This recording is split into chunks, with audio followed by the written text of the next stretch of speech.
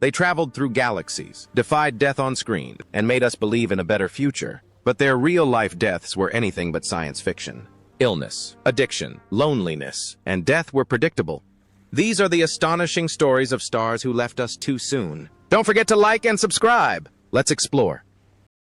Leonard Nimoy as Spock. Leonard Nimoy was 35 years old when he played Mr. Spock in the first series of Star Trek. Stoic, logical, and hyperactive, Spock became a cultural phenomenon. But, behind his restrained facade, Leonard Nimoy was slowly disintegrating.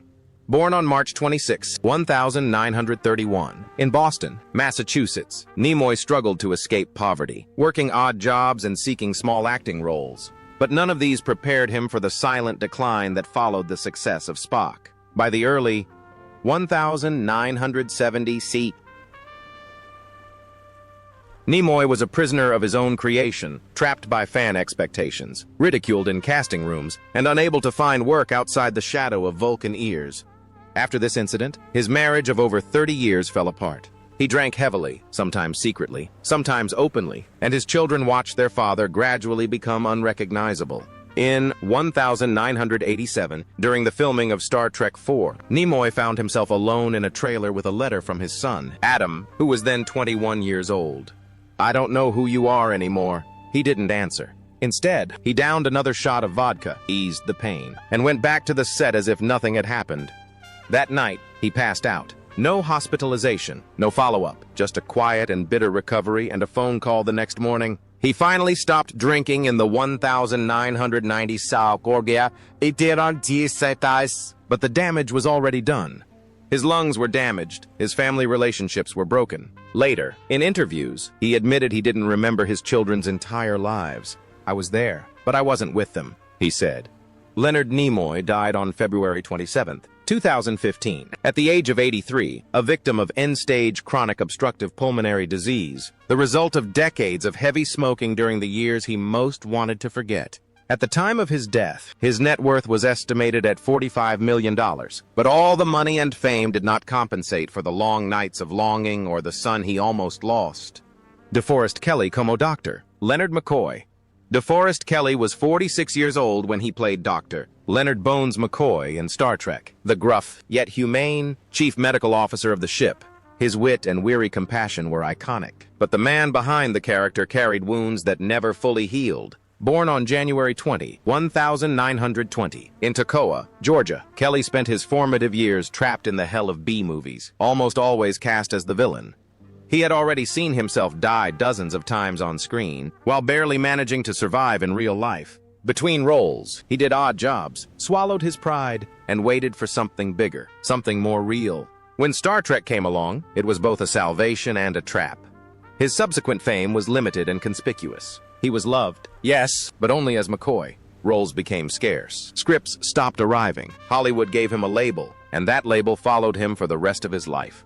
In his final years, Kelley waged a painful battle against stomach cancer. The pain was constant, but his condition gradually worsened. He never complained publicly, but those close to him said his body disintegrated before his spirit.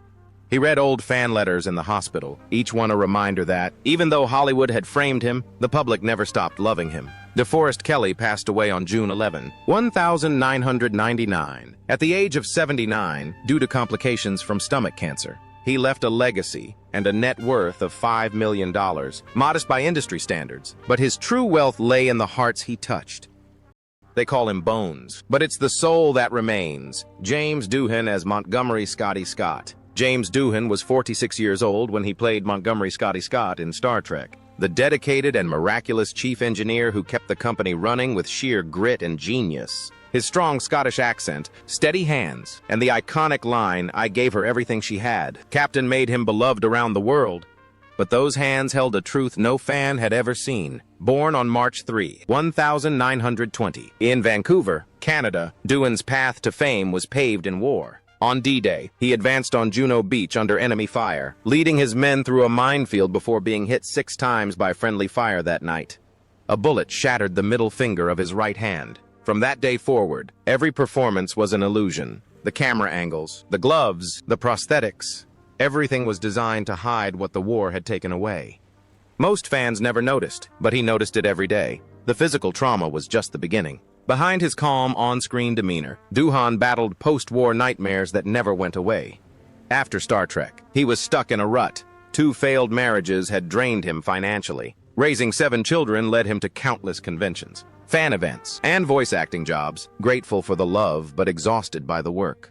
In the end, it was Alzheimer's that cost him his life the most. Gradually, the Enterprise engineer lost touch with his ship, his programs, and his crew.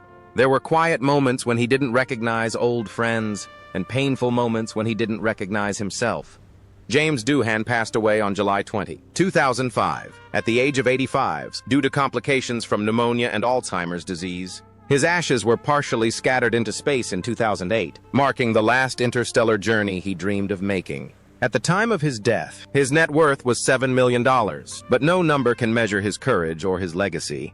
Ricardo Montalban as Khan Noonien Singh. Ricardo Montalban was 46 years old when he first appeared as Khan Noonien Singh in the original Star Trek series, a genetically enhanced superhuman with sculpted strength and an imposing presence. But on set, after each forceful line and proud stance, he would return to his trailer, collapse to the floor, and sob silently into a towel. Born on November 25, 1920, in Mexico City, Montalban was seriously injured while riding a horse during filming in the early 1950 SE.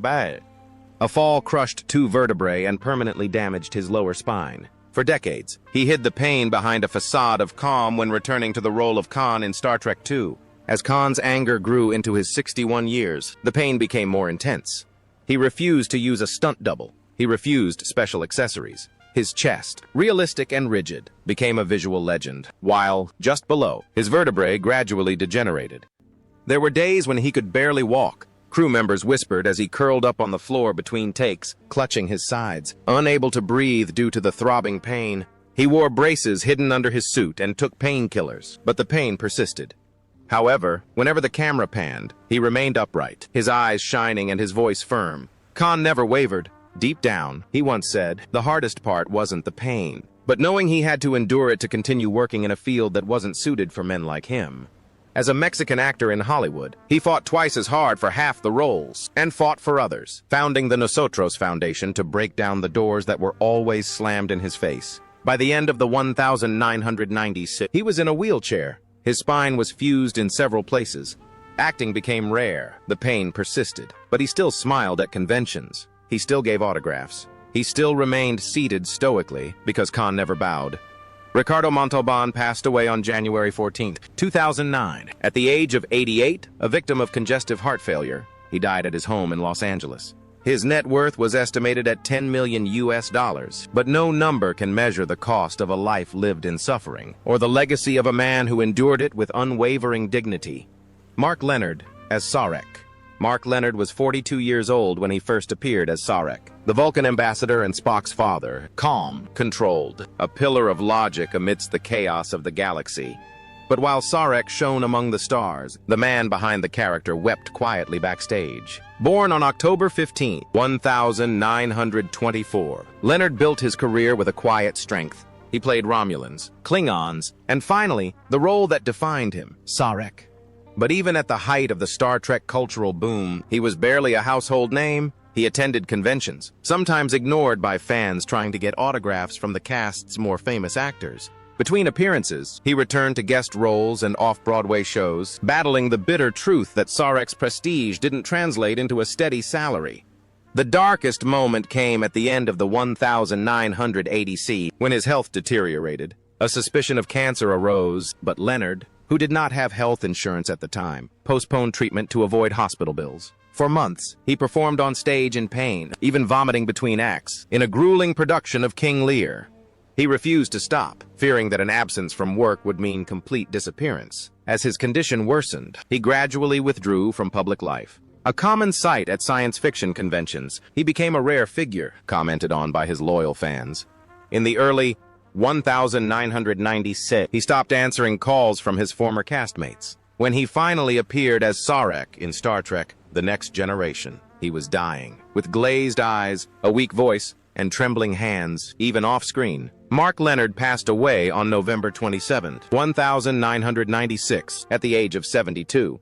His death occurred discreetly, without much media fanfare. His estimated net worth was around $3 million US, which does not reflect his legacy. In the end, the man who brought Sarek into the universe passed away without the spotlight, leaving only silence, perhaps fitting for a man who chose dignity as his final act. William Shatner as Captain James T. Kirk. William Shatner was 35 years old when he became Captain James T. Kirk in Star Trek. Daring, determined, the face of a new land. But decades later, it wasn't the Enterprise that nearly brought him down. It was that night that he found his wife, Noreen Kidd, lifeless at the bottom of the pool, her body still warm, and her wedding ring gleaming in the porch light, as if begging him to break the moment. Born on March 22, 1931, in Montreal, Canada, Shatner rose to stardom with grit, charm, and an unrelenting will to destroy marriages, friendships, and silences. He married Noreen in 1997, despite warnings from friends about his struggle with addiction.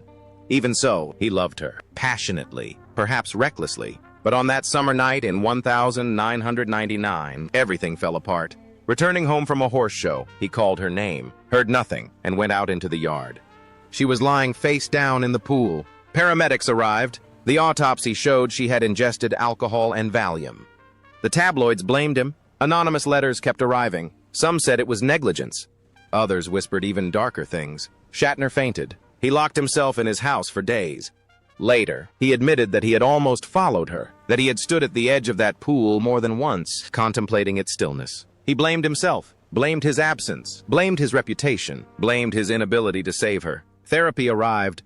So he wrote, he published his memoirs, not to clear his name, but to survive the turmoil. Even with fans cheering his next appearance, he carried her death like a mysterious burden beneath his Kirk Church uniform. In 2025, at 94 years old, William Shatner is still a living legend. With an estimated net worth of $100 million, he still writes, lectures, and reminds fans not to be fooled by online imitators. In 2021, he became the oldest person to fly into space. A journey in a suit, but perhaps never long enough to escape what he witnessed that night, by the light of the lake, when the legend stopped and the man was left behind. Michelle Barrett as Christine Chappell and computer voice. Michelle Barrett was 34 years old when she joined the Star Trek series in 1966 as Nurse Christine Chappell. Fans know her as a gentle nurse, but they hear her everywhere, as the omnipresent voice of the Enterprise computer. To millions, she is the voice of the future. But behind that voice is a woman struggling to be seen for who she is. Born on February 23, 1932, in Cleveland, Ohio, Barrett was more than just Gene Roddenberry's wife. She was his editor, his protector, his last voice for his ideas when no one else would listen. But in his later years, when Roddenberry's mind began to fail due to the effects of a series of strokes and an undiagnosed neurodegenerative condition, it was Michelle who kept everything under control, writing notes, retyping pages, and hiding his confusion from the producers. One day, in 1990, during the pre-production of a Star Trek project, she found him locked in a hotel bathroom, crying hysterically. Not recognizing the script in his hands, he asked who had written it. It was his own script. She lied and said she was a budding writer. He smiled and said, "Very good." From that moment on, Barrett was no longer a wife, but a silent nurse, a secret caregiver.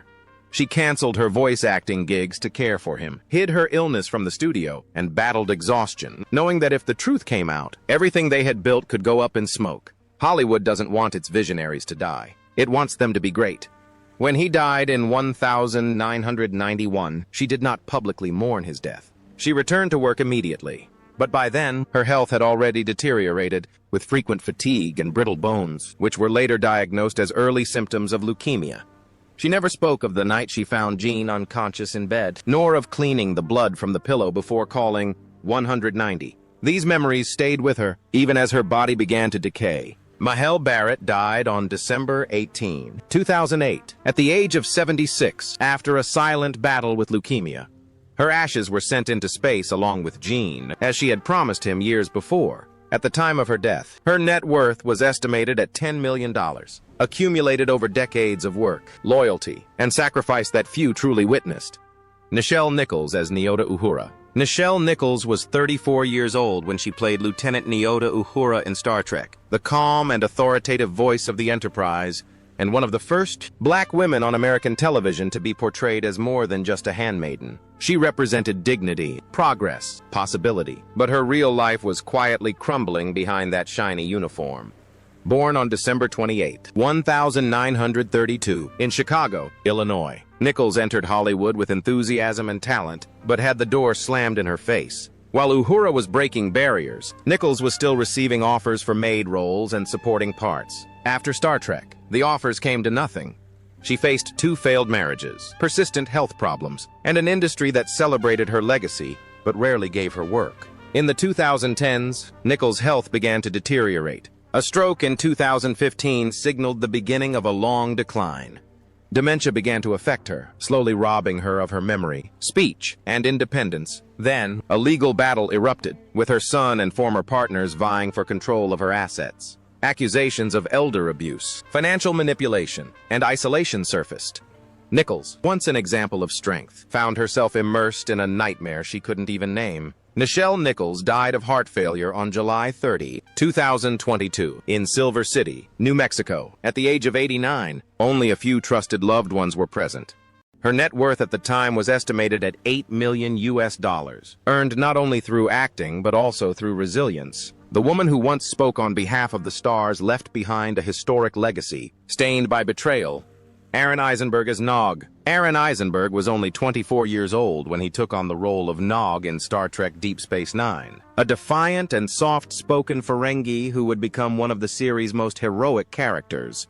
But the young actor behind the mask lived with limited time, with his heart and kidneys failing. Born on January 6, 1969, in Hollywood, California, Aaron was born with a malformed kidney. His adolescence was not spent on red carpets, but in dialysis clinics and hospital beds.